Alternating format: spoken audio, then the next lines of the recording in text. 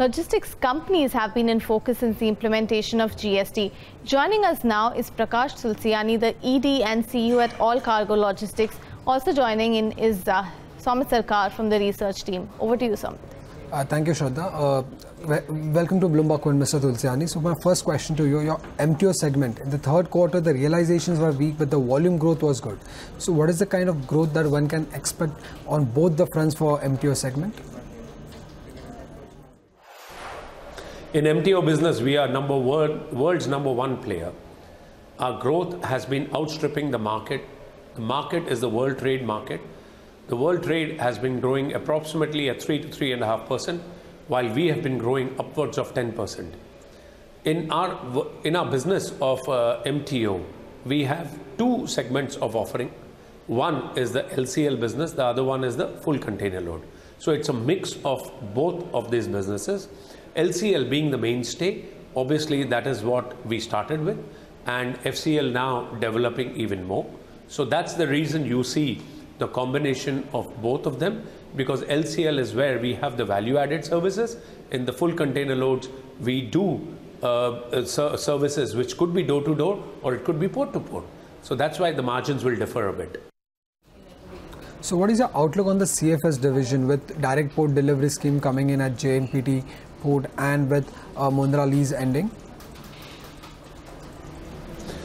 In our CFS business, we are in India amongst the players which is present in 83% of India's container volumes.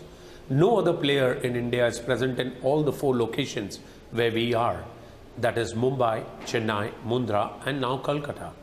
So we are the only player which is the largest player and which is present in all the 4 locations.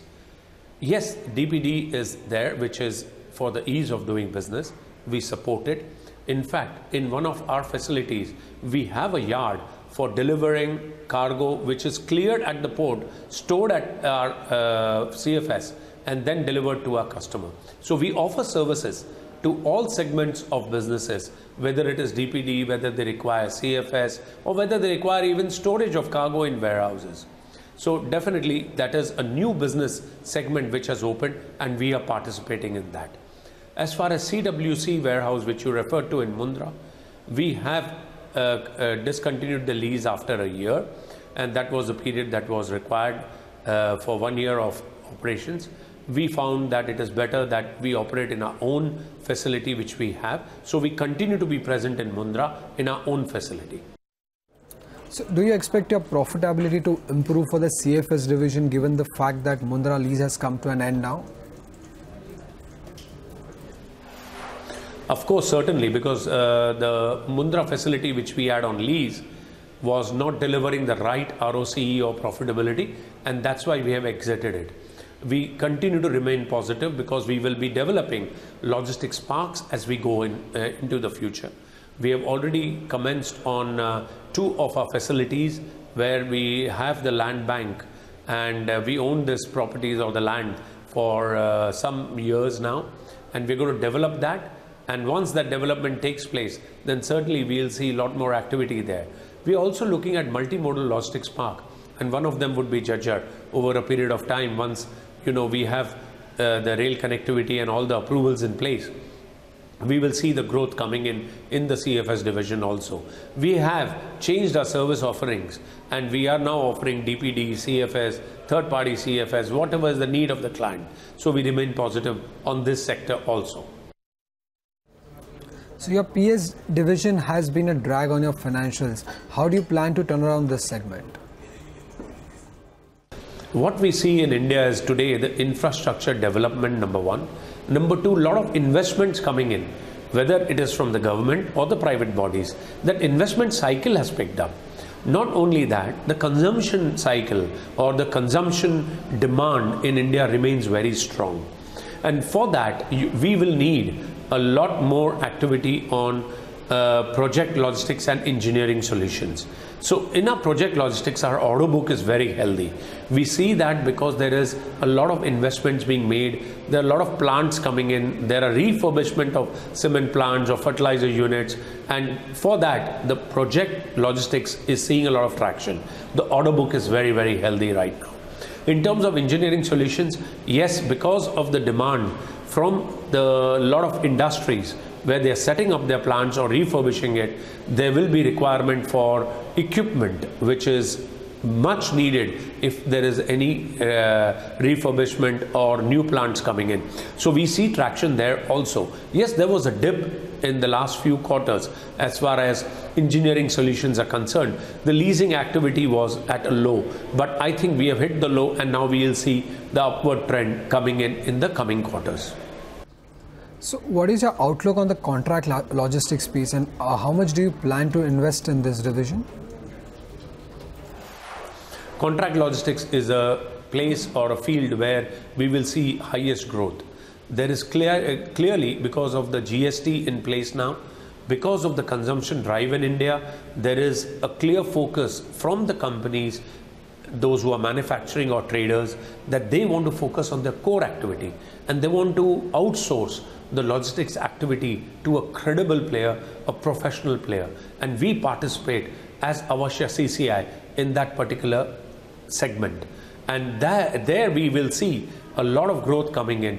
I expect that the growth should be upwards of 20 to 25% in the coming years, and this is an area where our clear focus and a lot of energy is being given to ensure that we don't only grow organically, and if there are opportunities for M&As, we also look at that. So you have planned a capital expenditure of close to 700 crore rupees. So can you give us a breakup of how and where you're going to use these funds? We have always a capex plan because we have these businesses that we need to develop. Whether it is M&A, whether it is acquisition of land or development of already land parcels we have. So this will be over a period of time. It will come in over a period of 3 to 5 years. And the plan is to look at multimodal logistics park, look at M&A's possibilities, if any, and look at even technological developments which will enable our businesses to become far more efficient. So these are the areas where we will be looking at investing in the future. So how much have you kept aside for acquisitions, and have you planned any acquisitions for the calendar year 2018? See, we are always in a state of readiness. We are always on a lookout for increasing the business, because most of our businesses of scale. We need to add that scale to get the efficiency and better profitability. So to answer that, do we have any targets? Yes, we are. These are floating targets. What I mean is not concluded or closed, but we are examining, and only if there's a strategic fit and at the right cost, we shall go and look at these M&As. You're also planning to triple your warehousing space. So have you listed out any areas that you will be targeting for? See, complete India, of course, the geography is where the demand is. Now, we always are in constant contact with our customers who tell us where they would like to grow. So clearly, Hyderabad and Bangalore have been identified. The number 3 area would be also in the NCR in Jajjar.